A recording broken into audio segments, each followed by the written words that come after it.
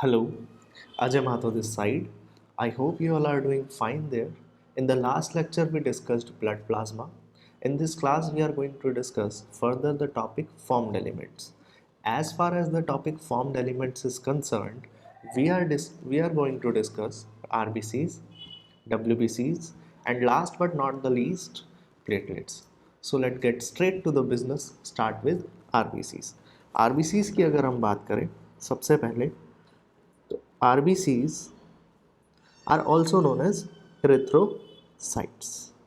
ठीक, RBCs are also known as erythrocytes. यहाँ पर मैं एक क्लियर डिफ्रेंसिएशन करना चाहूँगा that will be easy to understand between the type of RBCs present in vertebrates and the type of RBCs present in all the mammals. ठीक, हाँ, mammals भी vertebrates ही हैं, but there is difference in RBCs, type of RBCs, characteristics of RBCs, features of RBCs in vertebrates and in mammals. ठीक है, तो vertebrates में जो आरबीसीज हैं वो कैसा देखने को मिलता है आपको?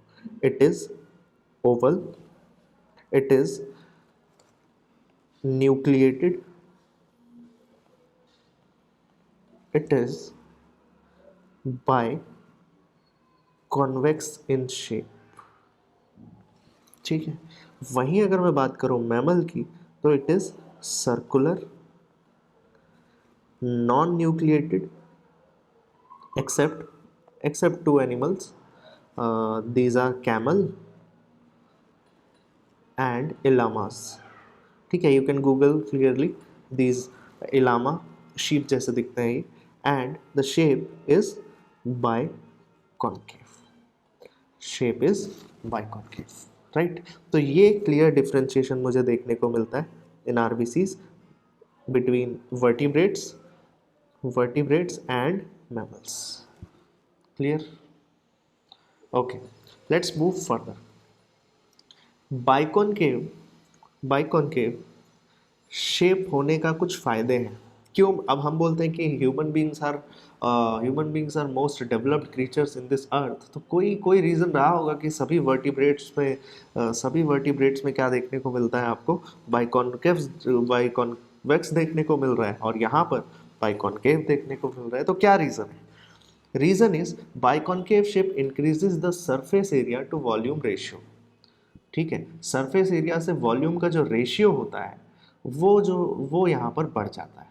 और हमें एज वी नो कि भाई ये जो आरबीसीज हैं, these are vessels, these are transporter of what?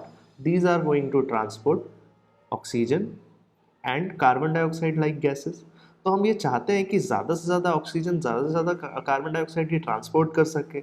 और हमें ये पता चलता है कि बाइकॉनकेव में they can fill more oxygen, they can fill more carbon dioxide. ठीक है, ओके.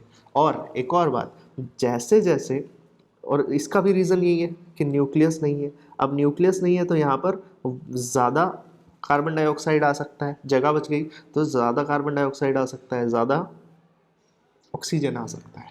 ठीक है, तो एट मैच्योरिटी, यहाँ लिख सकते हो आप कि at maturity RBCs, at maturity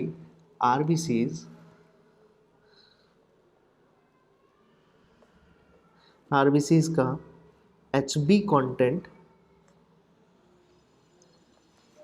content increase होता रहता है एंड न्यूक्लियस एब्सेंट होने लगता है. तो याद रखना, मैच्योर्ड आरबीसीज में ही न्यूक्लियस एब्सेंट होता है. ठीक है, और वो भी किन स्पीशीज़ में देखने को मिल सकता है आपको कि प्रेजेंट है? ठीक है, इलामाज और कैमल में जो जो आरबीसीज होते हैं वो प्रेजेंट, न्यूक्लियस प्रेजेंट होता है. ठीक है, आगे देखो क्या है कि life span of RBCs in RBCs का अपना एक लाइफ स्पैन होता है, and these RBCs can complete their life cycle and they die in 120 days. तो ये याद रखने वाली बात है, 120 डेज का इनका लाइफ स्पैन होता है। ठीक है, ये कुछ इस तरह से दिखेंगे आपको, डंबल शेप्ड।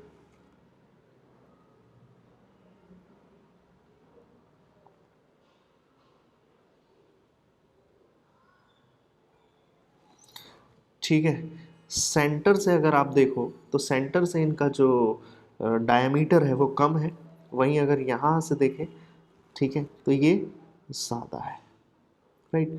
यहाँ से देखें तो ज़्यादा है, सेंटर से क्या है, कम है, सेंटर से कम है। सेंटर से ये कितना है, सेंटर से ये है अराउंड 1 माइक्रोमीटर। ठीक है, और यहाँ साइड साइड से ये अगर देखो आप तो it is around 7 to 8 micrometre. ठीक है, 1 माइक्रोमीटर एंड 7 to 8 माइक्रोमीटर।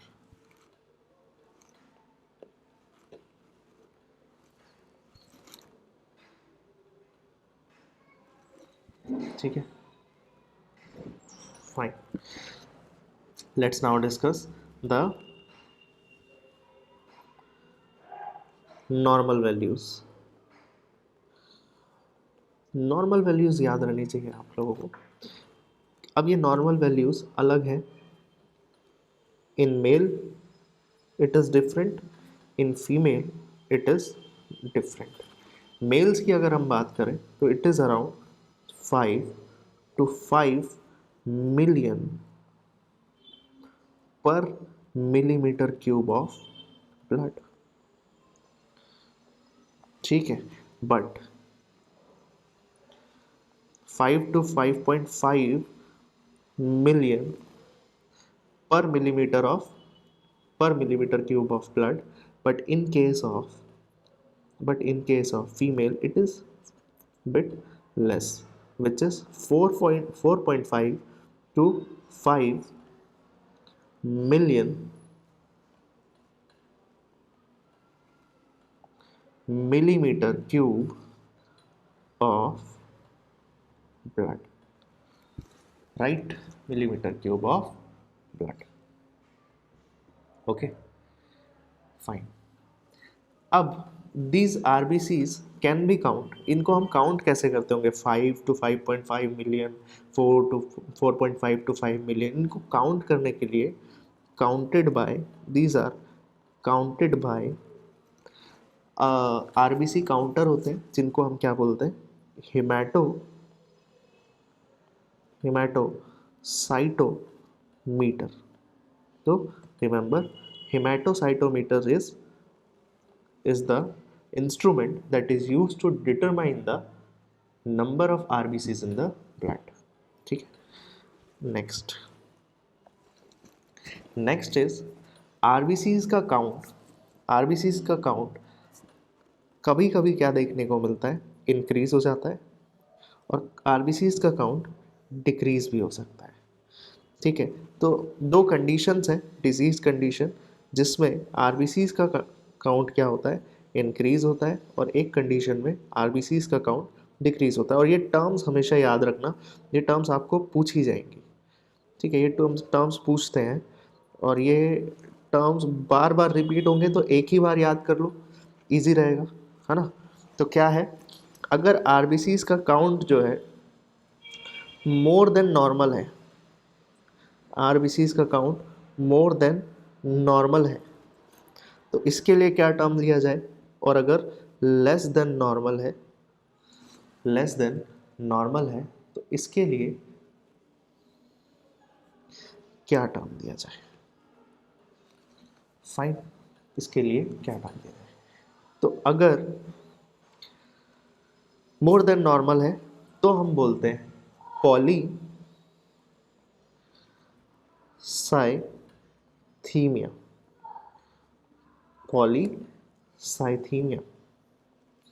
और अगर लेस देन नॉर्मल वैल्यू क्या है, 5 to 5.5 million per millimetre cube of blood in male, and 4.5 to 5 million per millimetre cube of blood in female. तो less than normal है तो उसे अनीमिया भी बोल देते हैं, ठीक है। या फिर कई बुक्स में आपको एक और बहुत अच्छा टर्म मिलेगा, that is erythrocytopenia, that is erythrocytopenia, fine, erythrocytopenia, okay. अब क्योंकि क्योंकि ये आरबीसीज के पास न्यूक्लियस ही नहीं है, and as we know RBC nucleus is the control and coordinating centre of the cell, तो इनका लाइफ स्पैन बहुत कम होता है। और हमने पढ़ा कितना लाइफ स्पैन होता है इनका, 120 डेज होता है, ठीक है। आरबीसीज का काउंट कुछ कुछ कंडीशंस में नॉर्मली वैसे भी इंक्रीज हो जाता है, जैसे आरबीसीज का काउंट इंक्रीज कब होता है, दो कंडीशंस लेकर चलते हैं, लेट्स सी, ठीक है। If the person is athlete, RBCs का काउंट हायर होता है इन एथलीट्स, ठीक है, एंड एथलीट्स हो गए, स्विमर हो गए, ठीक है, मतलब जो फिजिकल एक्टिविटीज़ में इन्वॉल्व है, ठीक है, उनमें क्या देखने को मिल सकता है, आरबीसीज का जो काउंट है वो डिफरेंट देखने को मिल सकता है, ज़्यादा देखने को मिल सकता है। या फिर आप हाई ऑल्टीट्यूड पे चले जाओ, आप, ठीक है, घूमने चले जाओ हाई ऑल्टीट्यूड पे, ठीक है, ऊंचाई पे, माउंट एवरेस्ट पे चले जाओ, ठीक है।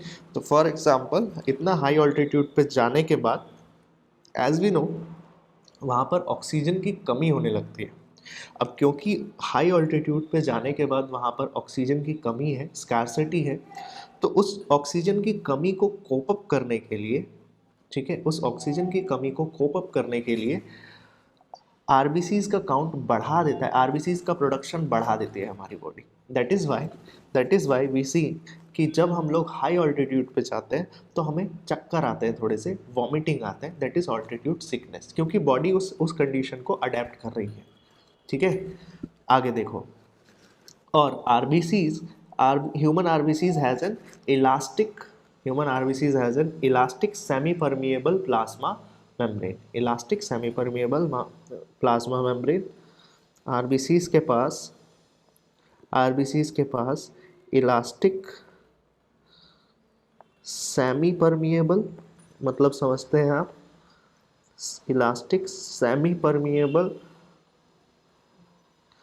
Plasma membrane is there, and elastic semi permeable plasma membrane is called, this membrane is called Donnan's membrane. क्या बोल देते हैं इसे हम, डोनन्स मेम्ब्रेन, ठीक है, डोनन्स मेम्ब्रेन।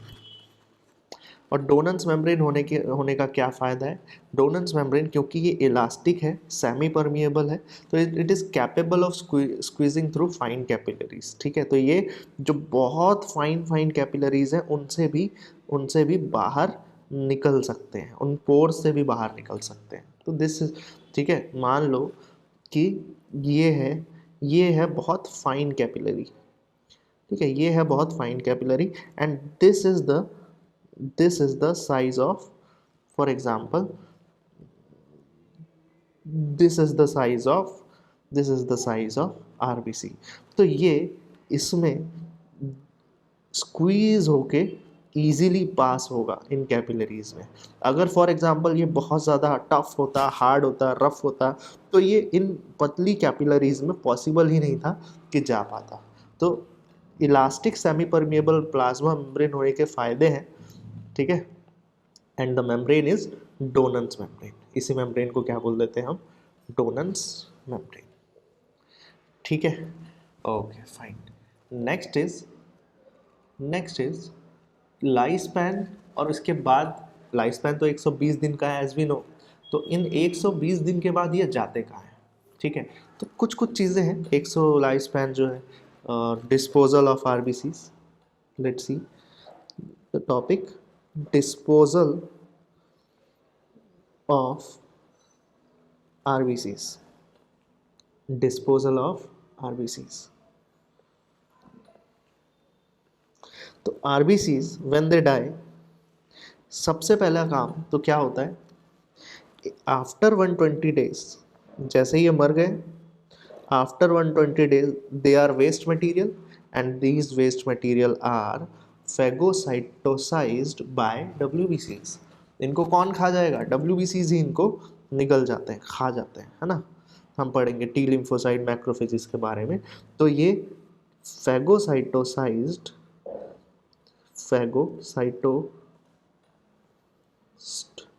phagocytosed by WBCs. ठीक है, by WBCs. फाइन. और कहाँ जाते हैं ये? They are destroyed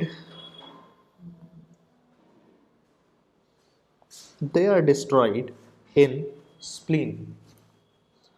They are destroyed in spleen. ठीक है, they are destroyed in spleen, and this is why spleen is termed as graveyard or blood bank of the body. Graveyard. This is why spleen is known as graveyard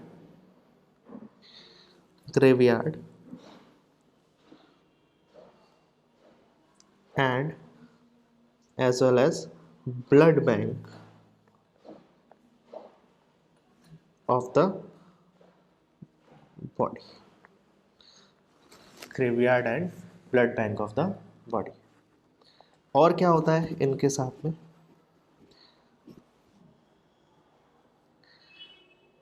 The process of breakdown of RBCs.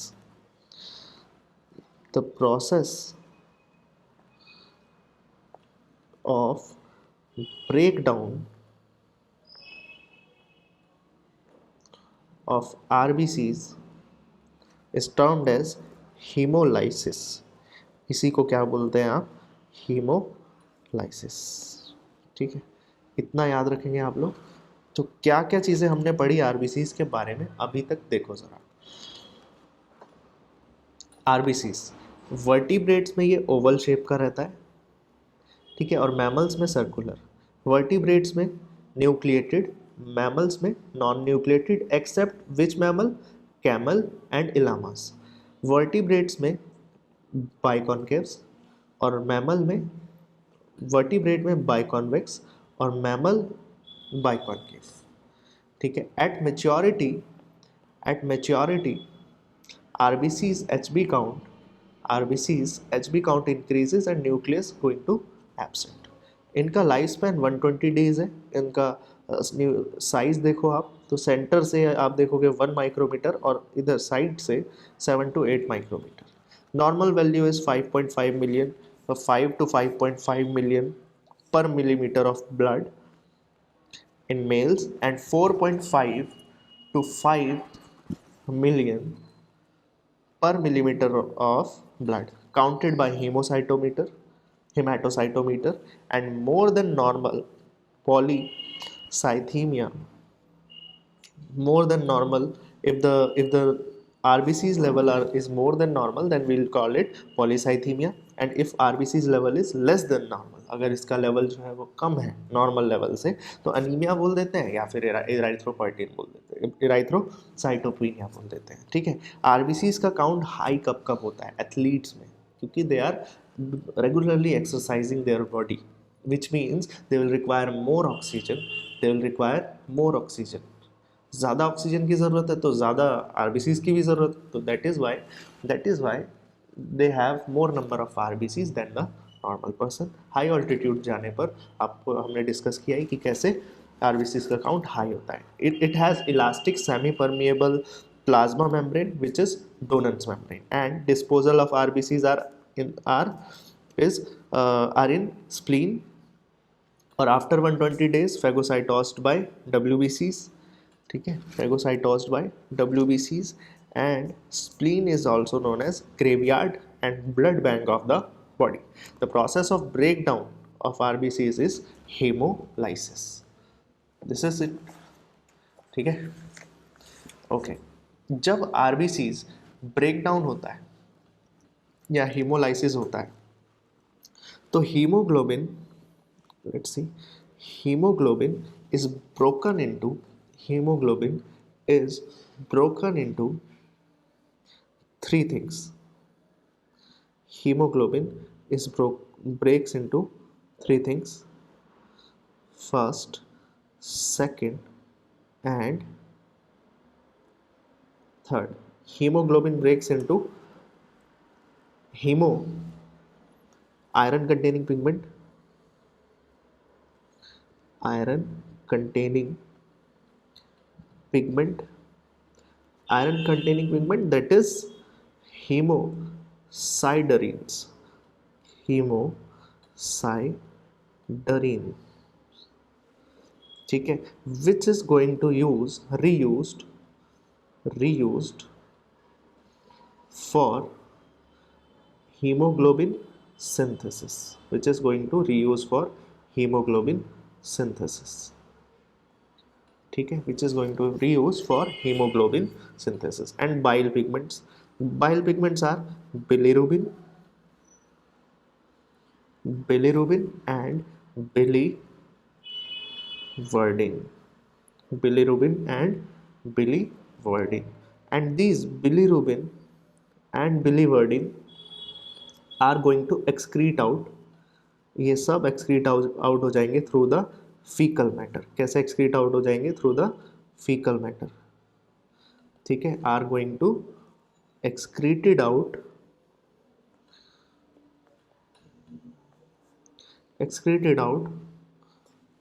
through feces, fecal matter, ठीक। अब in case if मान लेते हैं ये अगर deposit हो जाता है, जैसे अगर if they in case they deposit, if they deposit under the skin, the condition is known as jaundice. इसी कंडीशन को आप किस नाम से जानते हैं? jaundice. And these pigment that is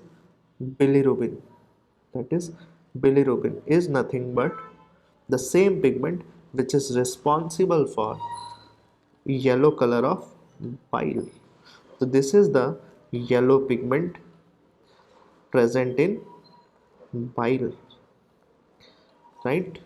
That imparts yellow color. पढ़ा था ना हमने straw, viscous colour, plasma last class में, तो that imparts yellow colour to the plasma, fine.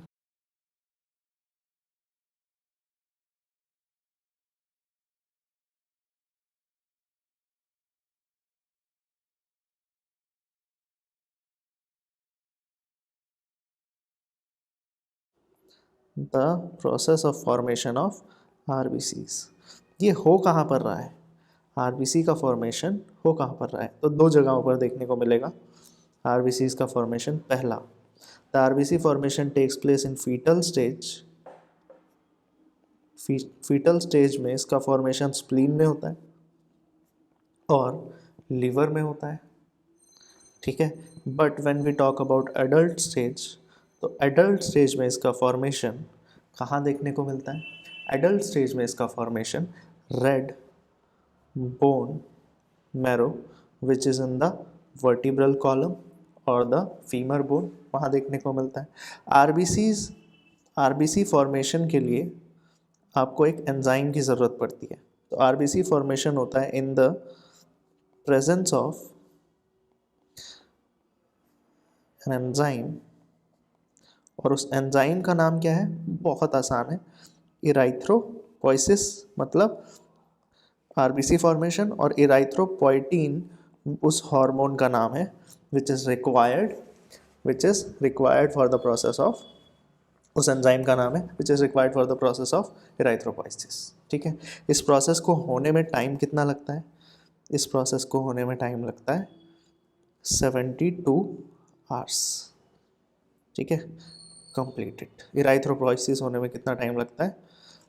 72 hours. Okay, अच्छा ये इराइथ्रोपोइटिन कहाँ से सिक्रीट हो रहा है? तो erythropoietin is secreted by kidneys, ये भी याद रखना इंपॉर्टेंट है, by kidneys. Next thing is haemopoiesis, haemoglobin का फॉर्मेशन। तो erythropoiesis continue, the process of formation of haemoglobin is haemopoiesis. Haemopoiesis के लिए आपको दो चीज़ों की ज़रूरत है, फर्स्ट आयरन और दूसरा प्रोटीन। फर्स्ट आयरन और दूसरा प्रोटीन। और मैच्योरेशन ऑफ आरबीसीज के लिए भी आपको दो चीज़ों की ज़रूरत है, पहला फॉलिक एसिड और दूसरा विटामिन 12, विटामिन बी 12। इसीलिए इन दोनों को आप इराइथ्रोसाइट्स, क्योंकि ये मैच्योर करने में हेल्प कर रहे हैं, तो इसलिए इन्हीं को आप इराइथ्रोसाइट्स मैच्योरेटिंग फैक्टर्स भी बोल देते हैं। ठीक है, मैच्योरेटिंग फैक्टर्स भी बोल देते हैं। अब देखो क्या क्या बताया मैंने। इराइथ्रोपोइसिस फीटल स्टेज में कौन करता है? इराइथ्रोपोइसिस एडल्ट स्टेज में कौन करता है? इराइथ्रोपोइटिन कितना टाइम लगता है? ठीक है, कौन सिक्रीट कर रहा है इराइथ्रोपोइटिन? एंड नेक्स्ट इज हीमोपोइसिस क्या होता है, कौन एसोसिएटेड है हीमोपोइसिस के साथ में? मैच्योरेशन ऑफ आरबीसीज कौन करता है? ठीक है, ओके। तो यही रीज़न है कि मैच्योरेशन ऑफ आरबीसीज कौन कर रहे हैं? फॉलिक एसिड कर रहे हैं और विटामिन B12 कर रहा है, क्योंकि B12 इज एसोसिएटेड विद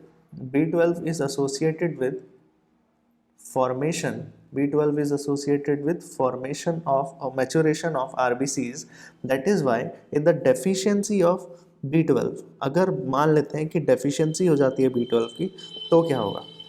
तो डेफिशिएंसी ऑफ RBCs, अगर RBCs का क्या हो जाता है, डेफिशिएंसीज हो जाती है, तो आप उसको बोलोगे पर्सन इज अनीमिक। कैसा अनीमिया है पर्सन को? The person is suffering from pernicious anemia.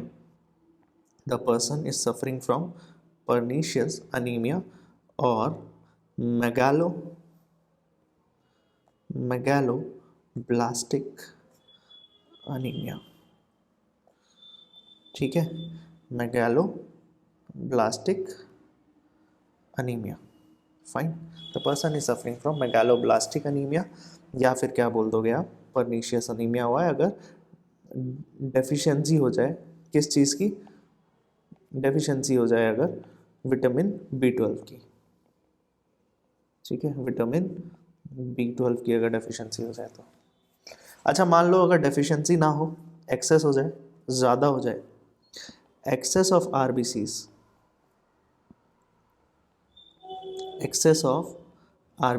वहाँ B12 की बात की थी, यहाँ आरबीसीज की बात कर रहे हैं। तो एक्सेस ऑफ आरबीसीज कहाँ चले जाते हैं? स्प्लीन में चले जाते हैं। ठीक है, और यही रीज़न है कि हम स्प्लीन को ब्लड बैंक ऑफ बॉडी बोलते हैं, और डेड होने के बाद भी तो यहीं आ रहे थे, इसलिए ग्रेवयार्ड ऑफ बॉडी भी बोलते हैं। ठीक है, क्या बोलते हैं? ग्रेवयार्ड ऑफ आरबीसीज भी बोलते हैं। फाइन, ठीक है। नेक्स्ट पॉइंट इज एक हीमोग्लोबिन मॉलिक्यूल मान लेते हैं कि ये एक हीमोग्लोबिन मॉलिक्यूल है, तो ये एक हीमोग्लोबिन मॉलिक्यूल चार ऑक्सीजन मॉलिक्यूल के साथ में बॉन्ड बना सकता है। ठीक है, चार ऑक्सीजन को एसोसिएट कर सकता है अपने साथ में, चार ऑक्सीजन को ट्रांसपोर्ट कर सकता है, कुछ भी बोल दो। ठीक है, चार ऑक्सीजन मॉलिक्यूल। ठीक है, चार ऑक्सीजन मॉलिक्यूल को ले जा सकता है। चलो, इतनी बात समझ आई। ठीक है, क्लियर है इतना। Next thing is 1 gram, last आपको ये याद रखना है, 1 ग्राम ऑफ हीमोग्लोबिन में कितना ऑक्सीजन होता है।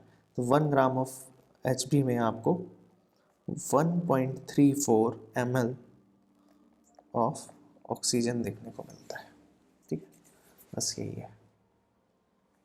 ठीक, और नॉर्मल लेवल HB काउंट का अगर देखें तो मेल में HB काउंट मेल्स में अलग है और फीमेल्स में अलग है। फीमेल में HB काउंट कितना होता है, 12 ±2 कर लो। ठीक है, ग्राम पर 100 ml ऑफ ब्लड। ठीक है, फीमेल्स में 12 और मेल में 14.5 ±2। ठीक है, ±2, मतलब 2 ज़्यादा 2 कम हो सकता है, नॉर्मल है इतना। ठीक है, 15 भी हो गया तो नॉर्मल है, 16 भी हो गया तो नॉर्मल है। ठीक है, और ऐसे ही 13 भी हो गया तो भी नॉर्मल है, और 12 भी हो गया तो भी नॉर्मल ही है। Fine, okay. तो this was about RBCs. RBCs का फंक्शन भी हमें पता चला है। What is the function of RBCs? Function of RBCs is transport of oxygen and carbon dioxide. ठीक है, फंक्शन हम पढ़ेंगे। Function of RBCs is transport of oxygen. कैसे? हीमोग्लोबिन के साथ बाइंड करेगा, क्या बनाएगा? Oxy haemoglobin. ठीक है, ऐसे ही transport of carbamino haemoglobin, transport of carbon dioxide, haemoglobin के साथ बाइंड करेगा, क्या बनाएगा? कार्बामाइनो हीमोग्लोबिन। ठीक है, तो यही काम है। हमने पढ़ा था एक HB मॉलिक्यूल कितने मॉलिक्यूल ऑफ ऑक्सीजन ले जा सकता है? तो 4 मॉलिक्यूल्स ऑफ ऑक्सीजन ले जा सकता है। ठीक है, 4 मॉलिक्यूल्स ऑफ ऑक्सीजन ले जा सकता है। तो this is all about RBCs. ठीक है, इतना ही पढ़ना है आपको, ना इससे ज़्यादा ना इससे कम।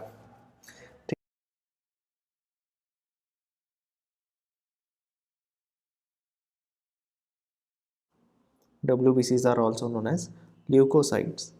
Basically, they are rounded cells.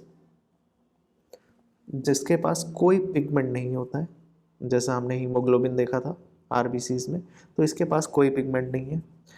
RBCs में न्यूक्लियस नहीं थे, मैच्योर होने के बाद यहाँ पर न्यूक्लियस देखने को मिलते हैं। और ये वॉन्डरिंग सेल्स हैं, मतलब ये इधर से इधर घूमते रहते हैं। ठीक है, तो basically they can squeeze out of the capillaries, they can do the movement that is called amoeboid movement. ठीक है, तो ये एक जगह से दूसरी जगह मूव कर सकते हैं, कैपिलरीज से स्क्वीज होकर बाहर निकल जाते हैं, and the movement they do that is amoeboid movement. और इस एमीबॉइड मूवमेंट को हम क्या बोलते हैं? डायापेडेसिस। ठीक है, क्या बोलते हैं? डायापेडेसिस। फाइन, डायापेडेसिस। आरबीसीज का साइज कितना होता है? आरबीसीज का साइज होता है 8 to 15 माइक्रोमीटर इन साइज। ठीक है, अब तो अगर मैं इसको आरबीसीज से कंपेयर करूं, तो ये इनका नंबर आरबीसीज के कंपैरिजन में बहुत कम होता है, they are around 6,000 to 10,000, just 10,000 मिल in per millimetre litre of blood. ठीक है, वहाँ पर क्या थे 5.5 मिलियन, राइट, याद करो यहाँ पर कितना था 5.5 million per millimetre cube of blood, यहाँ पर कितना है बस 10,000, 6 से 10,000 मिलीमीटर क्यूब ऑफ ब्लड। तो रेशियो जो हो जाता है आरबीसी और डब्ल्यूबीसीज का, रेशियो जो हो जाता है आरबीसीज और डब्ल्यूबीसीज का वो है 600:1।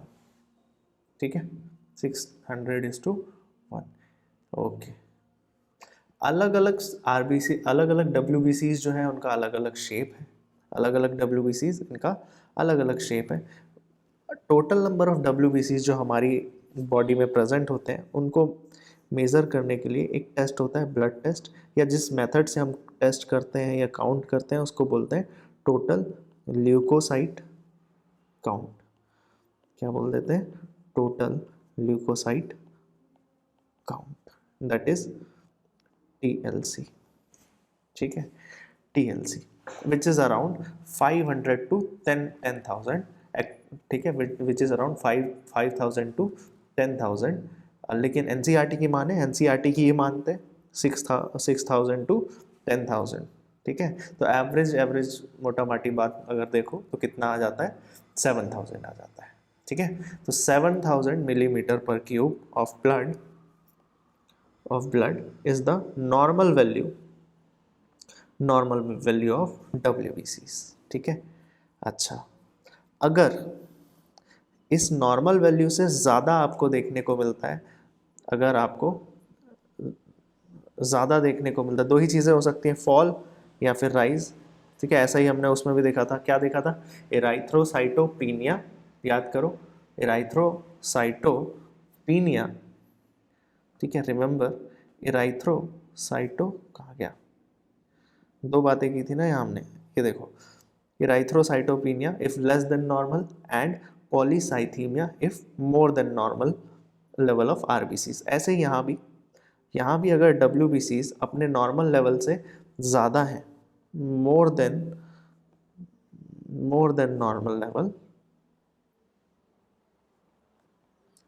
Normal value, if WBCs are more than normal value, तो इसे आप क्या बोलते हैं, इस कंडीशन को क्या बोलते हैं, ल्यूकोसाइटोसिस।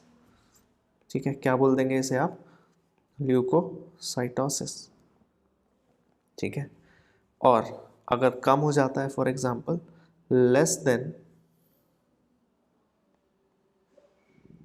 नॉर्मल वैल्यू, तो आप उसे क्या बोलते हैं, ल्यूकोसाइटोपिनिया। ठीक है, क्या बोल देते हैं, ल्यूकोसाइटोपिनिया, विच इज अराउंड बिलो, अगर मान लो 4,000 से भी कम हो गया है। ठीक है, विच इज अराउंड 4,000 से भी कम हो गया है, वैसे नॉर्मल 6,000 होता है ना, 6,000 से 10,000, तो 4,000 से भी कम हो गया है, तो आप क्या बोल दोगे, ल्यूकोसाइटोपिनिया। ठीक है, 12,000 से भी ज़्यादा हो गया तो आप क्या बोल दोगे, ल्यूकोसाइटोसिस। ठीक है, एक और डिजीज़ है जिसको हम बोलते हैं ल्यूकेमिया। क्या बोलते हैं, leukaemia, which is also increase in WBCs and that denotes, but this is particularly to a neoplastic disease, मतलब ये डिनोट करता है ब्लड कैंसर को, नियोप्लास्टिक डिजीज से एसोसिएटेड है ये वर्ड।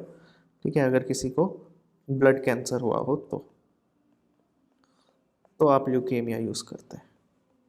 ठीक है, टर्म्स क्लियर हो रहे हैं यहाँ पर, आगे ध्यान देते हैं, लेट्स सी फर्दर यहाँ पर टाइप्स ऑफ, अब हम बात करते हैं टाइप्स ऑफ WBCs की। ठीक है, टाइप्स ऑफ WBCs की हम बात करें तो, अच्छा, टाइप्स ऑफ WBCs तो देखेंगे, granulocyte, a granulocytes, right, granulocyte on the basis of their granules. ठीक है, But let's see first of all formation of RBCs. तो as far as formation of RBCs is concerned, formation of RBCs होता है आपका कुछ कुछ parts में, bone marrow में। जैसे कहाँ पर होगा ये, बोन मैरो में होगा ही होगा। अब जो जो 12th के बच्चे हैं, ह्यूमन हेल्थ एंड डिजीज़ पढ़ रहे हैं, उनको पता होगा पेयर्स पैचेस, ठीक है, pair patches in the small intestine. Okay, pair patches कहाँ होते हैं, स्मॉल इंटेस्टाइन, लिम्फ नोड्स में, ठीक है, थाइमस ग्लैंड में, थाइमस ग्लैंड में और स्प्लीन में।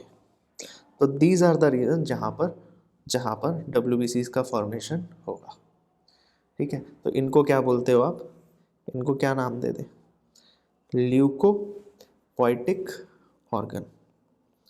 जैसे वो इराइथ्रोपोइटिक ऑर्गन्स थे, वैसे ही ल्यूकोपोइटिक ऑर्गन्स, ठीक है, leucopoietic organs. And the process of formation of WBCs is leucopoiesis, ठीक है, वो इराइथ्रोपोइसिस, ये leucopoiesis. Let's see type of RBCs, type of WBCs, sorry, बार बार ये RBCs याद आ रहा है, अभी अभी RBCs पढ़ा है भाई, ठीक है। WBCs के टाइप्स देख लो, बहुत आसान है, WBCs के टाइप्स। अब क्या होता है कि या तो आपको WBCs के जो सेल्स हैं इनमें ग्रेन्यूल्स दिख सकते हैं, ठीक है, साइटोप्लाज्म में ग्रेन्यूल्स प्रेजेंट हो सकते हैं। ये ग्रेन्यूल्स किस चीज़ के हैं, ये ग्रेन्यूल्स हैं, granules of lysosomes plus Golgi bodies. Lysosome और गोल्जी बॉडीज़ के ग्रेन्यूल्स हो सकता है प्रेजेंट है। तो इस तरह के WBCs को हम बोलते हैं ग्रेन्यूलोसाइट्स।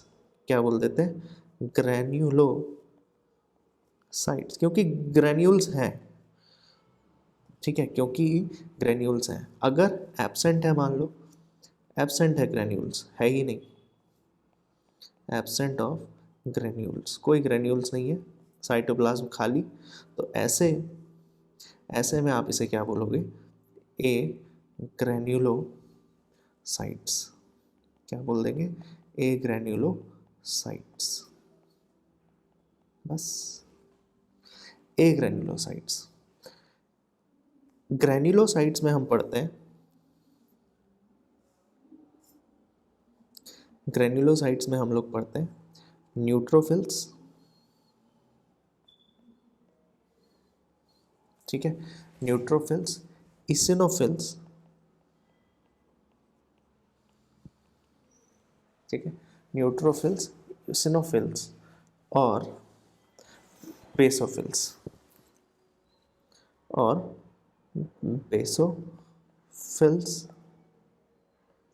एक और है एसिडोफिल्स। तो एसिडोफिल्स, बेसोफिल्स नाम से ही पता चल रहा है। एसिडोफिल्स मतलब कि ये कौन सा स्टेन लेगा, ये एसिड स्टेन में देखने को मिलेगा आपको। कौन सा एसिड स्टेन में ये देखने को मिलेगा, जैसे कि योसिन नाम का एक स्टेन होता है, उस स्टेन में देखोगे तो एसिडोफिल्स दिखेगा, वरना नहीं दिखेगा। बेसोफिल्स, ये भी स्टेन के नाम पर है, मतलब बेसिक डाई का यूज़ करेंगे, बेसिक स्टेन का यूज़ करेंगे, ठीक है, डाई भी बोलते हैं स्टेन को। तो बेसिक स्टेन का यूज़ करेंगे तब दिखेगा, बेसिक स्टेन जैसे कि मिथाइलिन ब्लू, तो मिथाइलिन ब्लू, ठीक है, ओके। न्यूट्रोफिल्स दोनों न्यूट्रल हो गया ना, देखो ये आसान है याद करना बहुत, देखो बेसिक एसिडिक न्यूट्रल, तो ये दोनों में हो जाएगा ना, मतलब बेसिक स्टेन भी डाल दो तो भी चलेगा, एसिड स्टेन भी डाल दो तो भी दिख जाएगा, तो ये है न्यूट्रल है, ठीक है, दोनों से स्टेन किया जा सकता है, सबसे ज़्यादा यही पाए जाते हैं। तो मोस्ट अबंडेंट अमाउंट में यही पाए जाते हैं, ठीक है, ये याद रखना, मोस्ट अबंडेंट अमाउंट में यही पाए जाते हैं। ओके, ईसनोफिल्स का काउंट वैसे बहुत कम होता है इन केस ऑफ, अभी अभी हमने जैसे देखा, अगर किसी को कैंसर है मतलब ल्यूकेमिया है, तो इन केस ऑफ ल्यूकेमिया, ये ल्यूकेमिया या कोई सीरियस इन्फेक्शन है तो ये इंक्रीज हो जाते हैं, ठीक है। अदरवाइज इनका ऐसा कोई सिग्निफिकेंस दिखता नहीं है, बहुत रेयर अमाउंट में दिखते ही नहीं है ये, दीज आर नेग्लिजिबल, ठीक है। लेकिन दिखेंगे कब, आएंगे कब, ठीक है, बहुत ज़्यादा इंक्रीज हो रहा है, फॉर एग्जांपल किसी ब्लड वेसल में बहुत ज़्यादा अमाउंट ईसिनोफिल का दिख रहा है, इसका मतलब कोई ना कोई कैंसरस सेल का, ठीक है, कैंसरस सेल्स का इन्वेजन है, बहुत ज़्यादा कैंसरस सेल ग्रो कर रहे हैं, ठीक है। Next is a granulocyte, next is a granulocyte. Granulocyte हो गया, ग्रेन्युलोसाइट में हमने न्यूट्रोफिल पढ़ लिया, इसिनोफिल पढ़ लिया, बेसोफिल पढ़ लिया, एसिडोफिल पढ़ लिया। Next we are going to discuss a granulocytes. तो ए ग्रेन्युलोसाइट्स में क्या क्या चीज़ें पढ़ते हैं, देखो। ए ग्रेन्युलोसाइट्स में हम बात करते हैं मोनोसाइट्स की, ए ग्रेन्युलोसाइट्स में हम बात करते हैं लिम्फोसाइट्स की।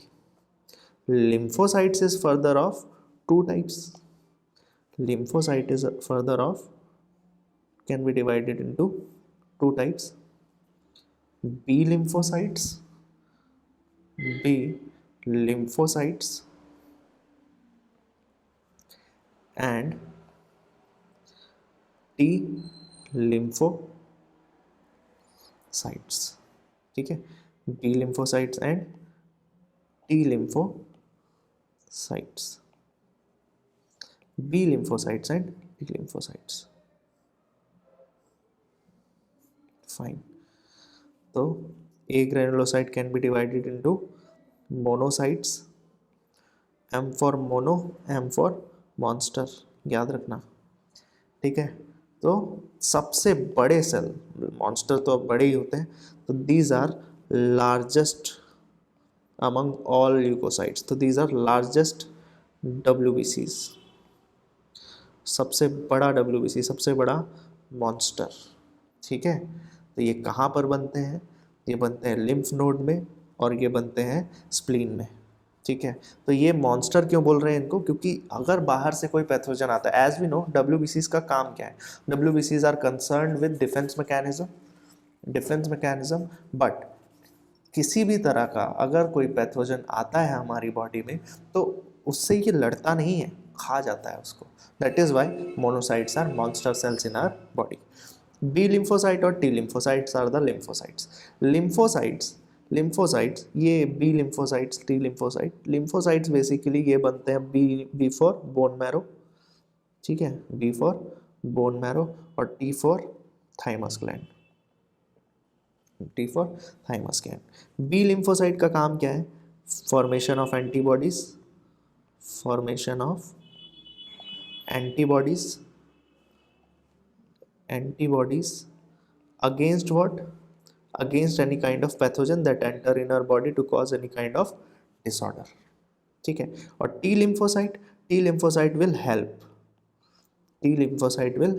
in the process of formation of antibodies, ठीक है। और दूसरा they are also phagocytic in nature, they are also phagocytic cells, ये फेगोसाइटिक सेल्स हैं, ठीक है, ठीक है। और ये मैक्रोफेजेस भी इसी में आ जाते हैं, मैक्रोफेजेस मोनोसाइट्स में आ जाते हैं जो हमारे बॉडी के डेड सेल को खा जाते हैं, eat dead cells in our body, ठीक है, बस ये याद रखना, बस ये है, these are types of WBCs, ठीक है। तो WBCs में देखो हमने क्या क्या चीज़ें पढ़ ली, फॉर्मेशन ऑफ WBCs, ठीक है, नॉर्मल लेवल ऑफ WBCs के कुछ क्राइटेरिया पढ़ लिए हैं, ठीक है, चलो क्राइटेरिया पढ़ लिए। अब और फिर क्या डिस्कस किया हमने, फॉर्मेशन ऑफ WBC के टाइप, ठीक है, ग्रैनुलोसाइट, ए ग्रैनुलोसाइट, ठीक।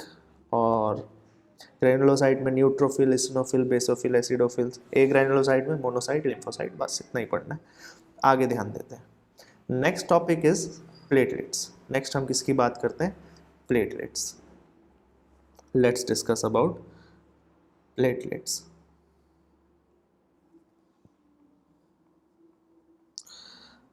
तो platelets are the clotting cells. Clotting cells बोल देते हैं, क्यों? क्योंकि they are concern with clotting, they are concern with clotting. ठीक है, ये क्लॉटिंग करने में हेल्प करते हैं, क्लॉटिंग सेल्स हैं। मतलब they are smallest sized blood cells, जिनका साइज कितना है? 2 to 3 माइक्रोमीटर बस। ठीक है, कहाँ मिलते हैं? ब्लड में मिलते हैं, मैमल्स के ब्लड में मिलते हैं। ठीक है, दे आर ऑल्सो कलरलेस, दे इनका भी कोई कलर नहीं होता है। ठीक है, ओवल शेप के होते हैं, they are also of oval shape, right, they are also oval shape, disc shape. ठीक है, ओवल शेप, डिस्क शेप, इसलिए डिस्कॉइड बोल देते हैं। और कैसे बनते हैं ये? Formation formation by special cells. Special cells होते हैं कुछ बोन मैरो में, special cells of bone marrow, special cells of bone marrow, and these special cells of bone marrow is mega karyocytes, mega karyocytes. ठीक है, mega karyocytes. Okay, इनके पास भी nucleus नहीं होता है, याद रखना, non nucleated cells, these are also non nucleated cells. Okay, अब दो चीज़ें हो सकती हैं, हम देखते हैं डेंगू वगैरह के केस में काफ़ी ज़्यादा क्या हो सकता है? डिक्रीज हो जाता है इसका नंबर। तो डिक्रीज इन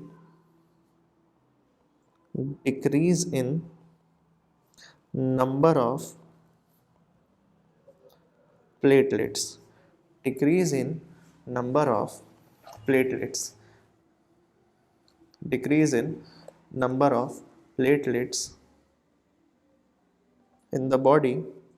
ठीक है, तो उसको उसके लिए एक टर्म होना चाहिए, और टर्म क्या होना चाहिए? आसान है, thrombocytopenia, thrombocytopenia, right, thrombocytopenia. Penia is associated, अभी तक पता चल गया होगा, पीनिया जब कब यूज करते हैं हम लोग? डिक्रीज के लिए। ठीक है, ल्यूकोसाइटोपिनिया, इराइथ्रोसाइटोपिनिया, और क्या है? थ्रोम्बोसाइटोपिनिया। Okay, thrombocytopenia. अच्छा, अगर इंक्रीज हो जाता है तो क्या बोलेंगे? अभी तक पता चल जाना चाहिए, thrombocytosis, increase in number of platelets is thrombocytosis। जैसे ल्यूकोसाइटोसिस था, वैसे ही थ्रोम्बोसाइटोसिस है। ठीक है, लाइफ स्पैन कितना होता है इनका? कितने दिन जीते हैं? लाइफ स्पैन होता है इनका, अच्छा, लाइफ स्पैन से पहले इनका नॉर्मल वैल्यू, वैसे नॉर्मली कितने प्रेजेंट होते हैं? 1.5 लाख, 1.5 लाख से 3.5 लाख। ठीक है, तो normally 1 normal value is, let's see what is there normal value. तो नॉर्मल वैल्यू कितना है इनका? नॉर्मल वैल्यू कितना है इनका? 1.5 to 3.5 लाख पर millimetre cube of blood. Life span कितना है इनका? लाइफ स्पैन है 5 से 10 दिन। लाइफ स्पैन कितना है इसका? 5 से 10 दिन बस। ठीक है, लाइफ स्पैन कितना है? 5 से 10 दिन बस। ठीक है, ओके, नेक्स्ट। लाइफ स्पैन लिख लो, is 7 to 10 days. Life span is 7 to 10 days. और उसके बाद क्या होता है? फेगोसाइटोसिस. कौन फेगोसाइटोसिस करेगा? फेगोसाइटाइज्ड बाय ऑब्वियसली WBCs, ल्यूकोसाइट्स. ठीक है. जब किसी तरह की कोई इंजरी होती है, जब किसी तरह की कोई इंजरी होती है तो प्लेटलेट्स ऑन इंजरी, देखो मैकेनिज्म क्या है. प्लेटलेट्स ऑन इंजरी एक केमिकल रिलीज करता है, ठीक है, और उस एंजाइम का नाम क्या है? थ्रोम्बोप्लास्टिन. ठीक है, थ्रोम्बोप्लास्टिन. ये थ्रोम्बोप्लास्टिन एक तरह का प्रोथ्रोम्बिन एक्टिवेटर है. ठीक है, प्रोथ्रोम्बिन एक्टिवेटर है जो प्रोथ्रोम्बिन को थ्रोम्बिन में कन्वर्ट करेगा, जो प्रोथ्रोम्बिन को,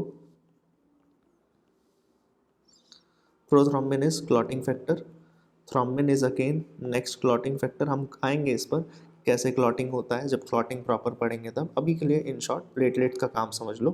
clotting of blood, clotting of blood में किस तरह से इन्वॉल्व है. तो प्लेटलेट्स बस एक बुलावा दे रहा है, बुलावा भेज रहा है किसको? थ्रोम्बोप्लास्टिन को, कि भाई इस तरह की इंजरी हो रही है, जल्दी से थ्रोम्बोप्लास्टिन आओ और प्रोथ्रोम्बिन को कन्वर्ट करो. प्रोथ्रोम्बिन को कन्वर्ट करो जल्दी किस में? थ्रोम्बोप्लास्टिन में, और थ्रोम्बिन में, सॉरी. और ये थ्रोम्बिन क्या करेगा? थ्रोम्बिन के थ्रेड्स फाइनली क्लॉट बनाएंगे. ठीक है, और ये क्लॉट बनाएंगे.